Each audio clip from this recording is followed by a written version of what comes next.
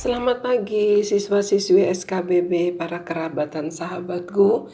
Tidak bosan-bosannya saya menyapa setiap kalian, bahkan rekan-rekan kerjaku, guru-guru dan seluruh karyawan SKBB. Mari kita mengucap syukur, kita naikkan dulu pujian. Selamat pagi Bapak.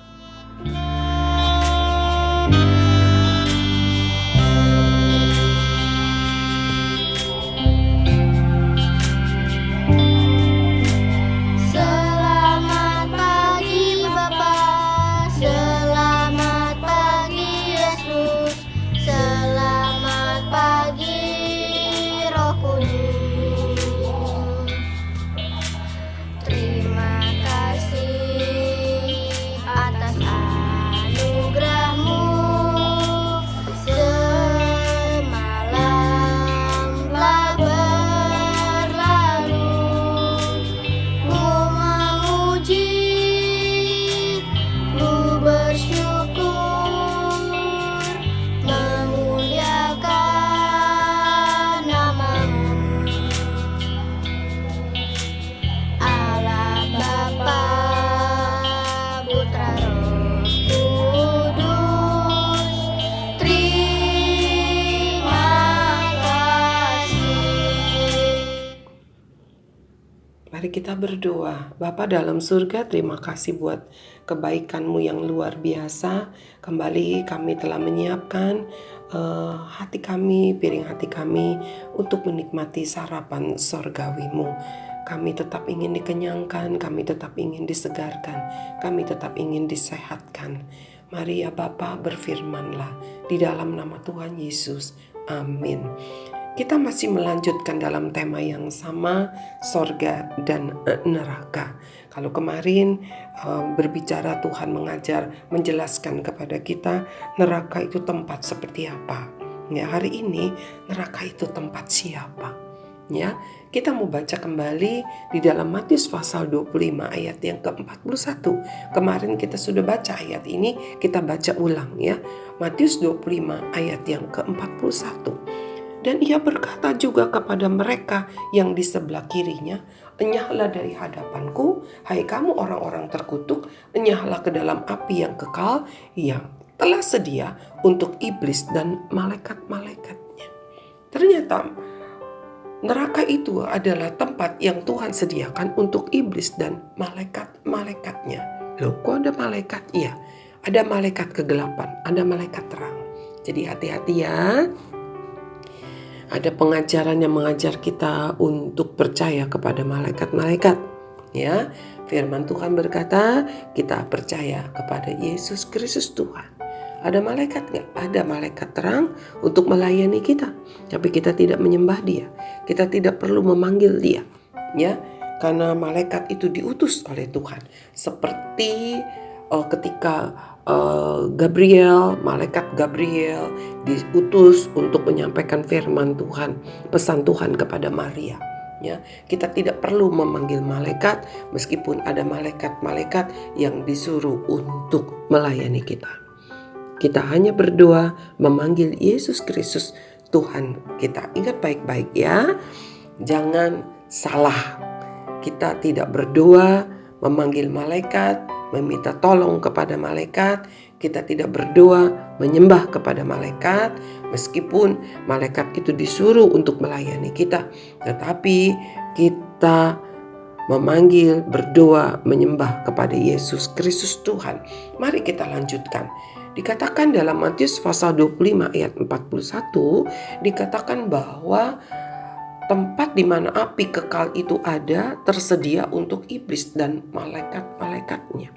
Tetapi kalau kita lihat kalimat sebelumnya, dan ia berkata juga kepada mereka di sebelah kirinya, enyahlah dari hadapanku, hai kamu orang-orang terkutuk, enyahlah ke dalam api yang kekal yang telah sedia untuk iblis dan malaikat-malaikatnya.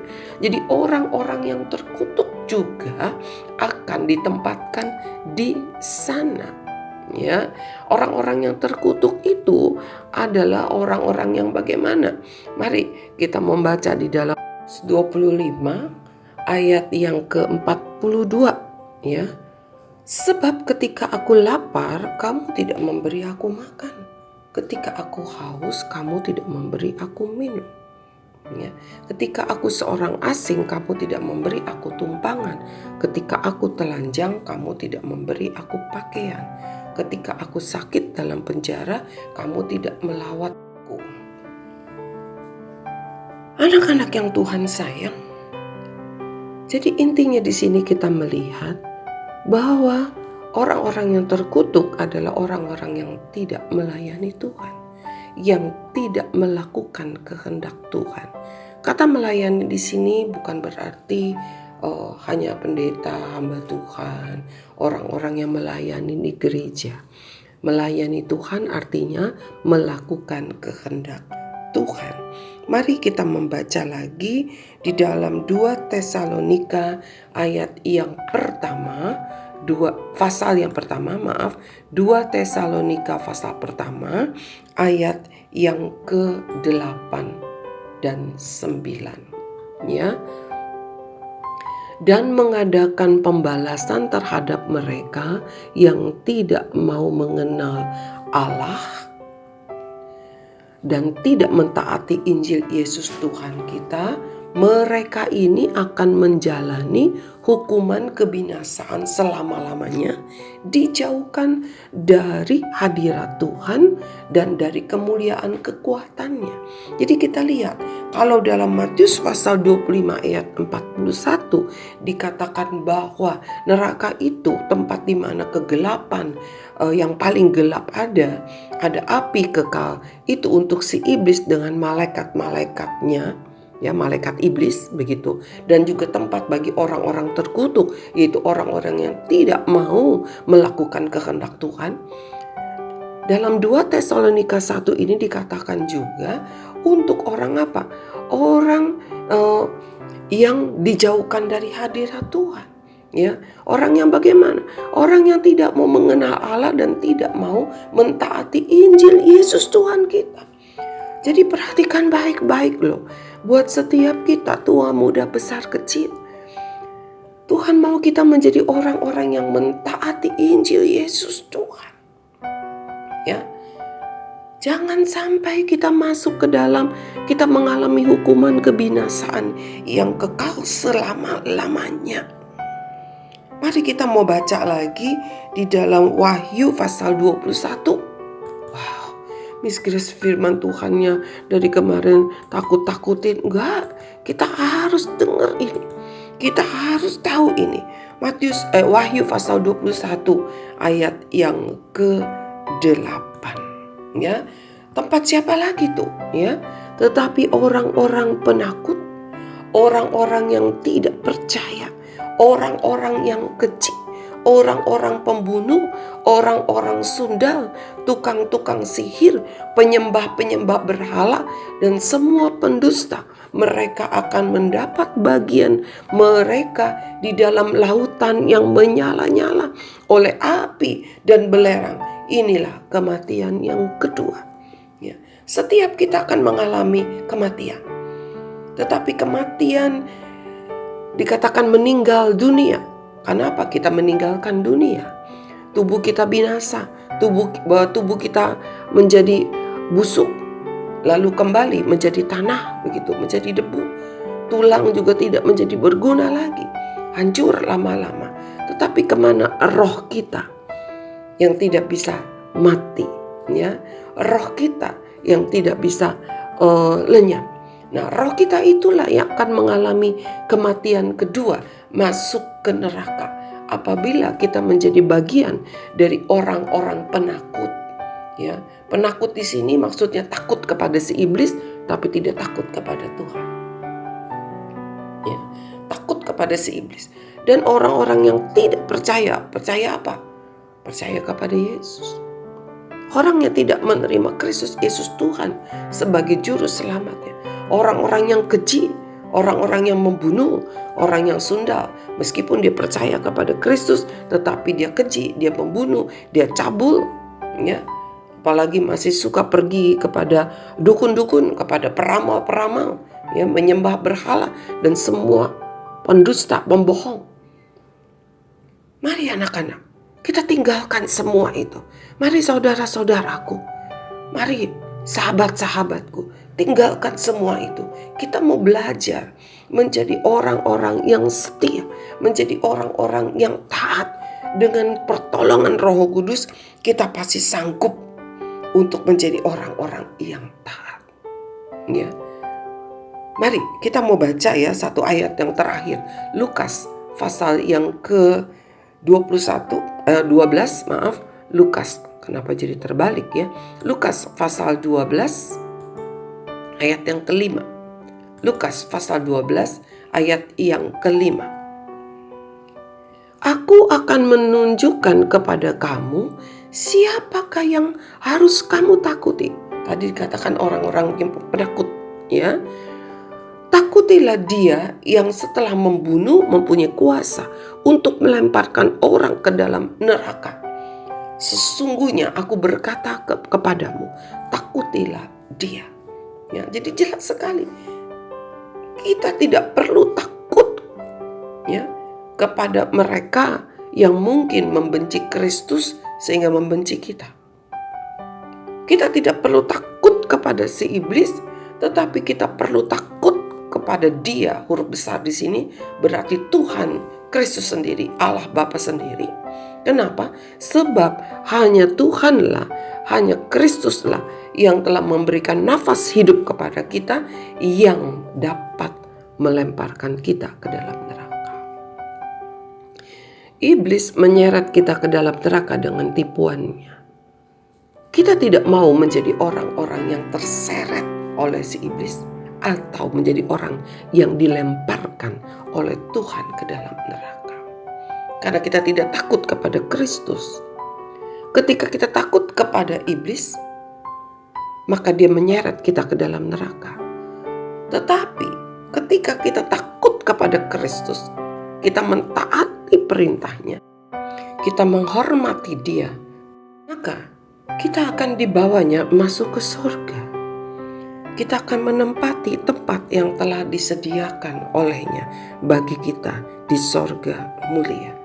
Mari anak-anak yang Tuhan sayang, mari para kerabat dan sahabatku, kita mau menjadi orang-orang yang taat dan setia kepada Kristus. Karena dialah yang berkuasa melemparkan manusia yang tidak taat ke dalam neraka. Di mana tempat si iblis, di mana ada hal-hal yang begitu menakutkan buat kita. Mari kita dengarkan pujian ini.